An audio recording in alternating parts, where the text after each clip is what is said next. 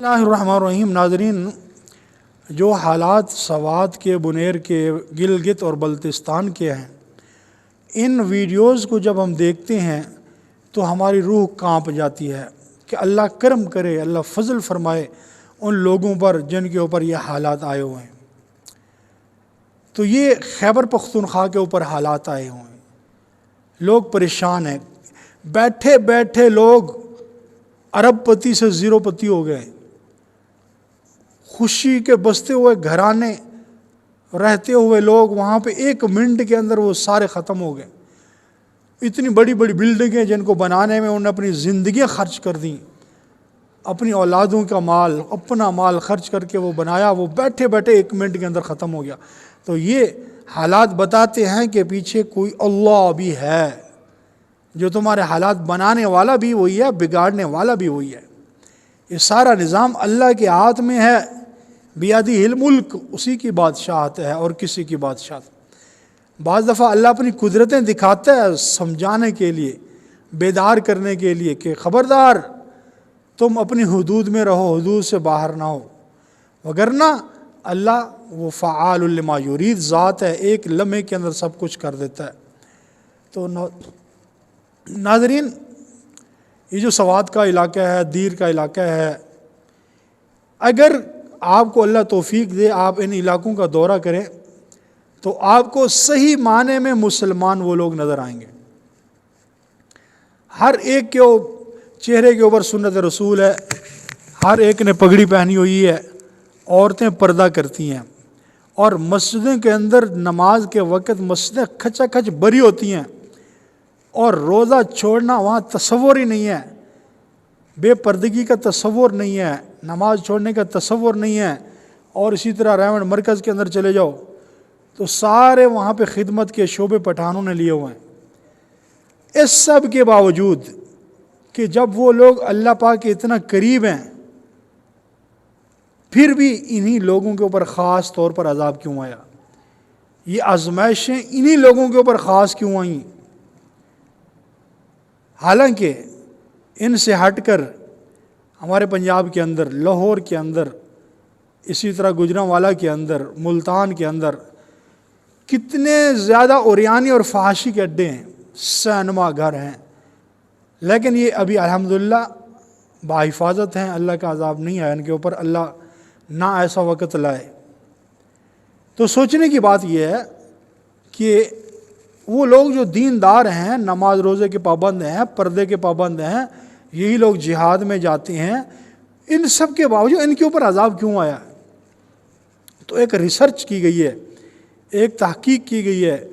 کہ ان کے اوپر عذاب کیوں آیا۔ اس کی مین وجہ یہ ہے، من عاد لی ولیا فقد آذنتہ للحرب۔ یہ حدیث قدسی کے اندر ہے، اللہ جل شانہ فرماتے ہیں کہ جو میرے ولی سے، جو میرے دوست سے، جس سے میں محبت کرتا ہوں، جو اس سے دشمنی کرتا ہے تو میں اس سے جنگ کرتا ہوں۔ اللہ اعلان جنگ 2 موقع پہ کرتے ہیں۔ ایک موقع کہ جب کوئی سود خور سود کھاتا ہے، اس وقت اللہ کا اس کے خلاف اعلان جنگ ہے،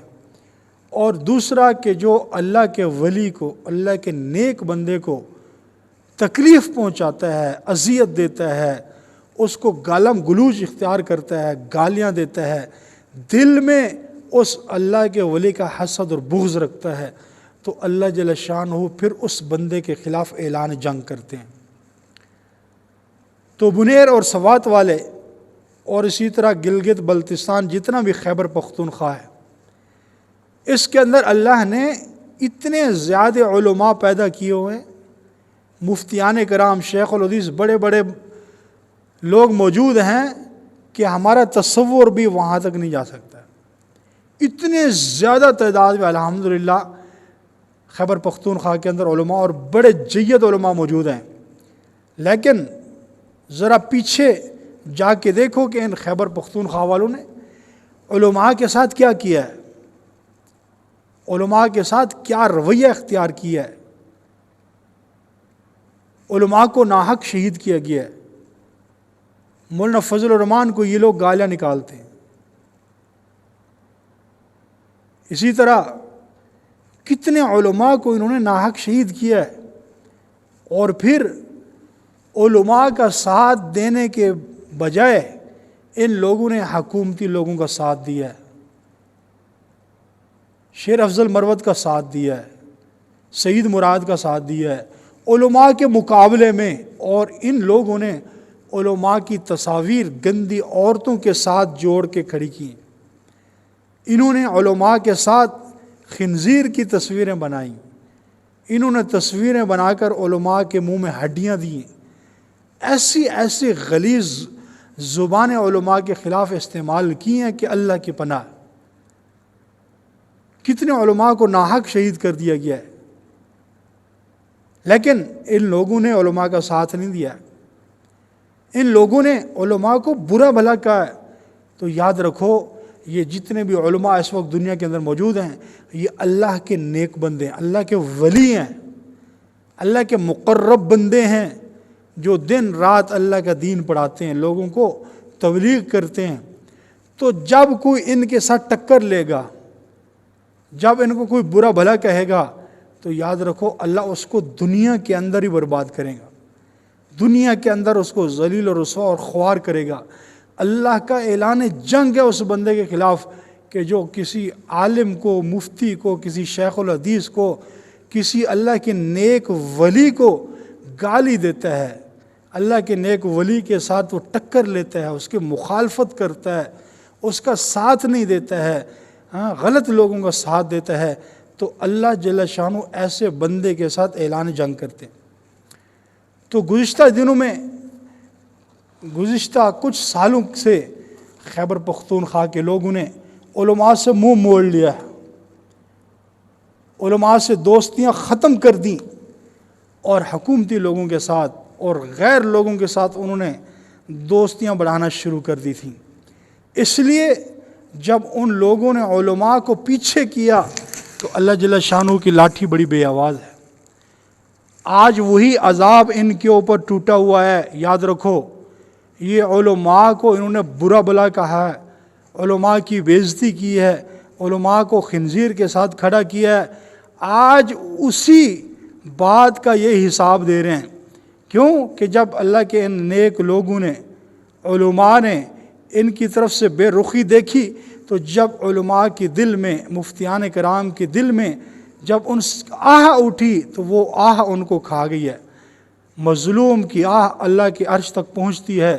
تو یہ ایک ایسا المیہ ہے، اور یہ صرف خیبر پختونخوا کے علاقے کے لوگوں کے لیے نہیں ہے، بلکہ پورے پاکستان کے لوگوں کے لیے یہ ایک بہت بڑا سبق ہے۔ جتنے لوگ علماء کے خلاف غلط زبان استعمال کرتے ہیں، برا بلا کہتے ہیں، یہ ان کے الارم ہے کہ سمجھ جاؤ، سوچ جاؤ، وگرنہ اگر تم نے علماء کے خلاف اپنی زبانوں کو نہ روکا تو جس طرح آج ان لوگوں کے اوپر عذاب آیا ہوا ہے، یہی عذاب تمہارے اوپر بھی آ سکتا ہے۔ اللہ تعالیٰ سے دعا ہے کہ اللہ ہم سب کو علماء حقہ کی عزت کرنے کی توفیق عطا فرمائے، احترام کی توفیق عطا فرمائے، اور اللہ ان علماء کا سایہ ہمارے سروں پر تا دیر سلامت رکھے۔ آمین آمین۔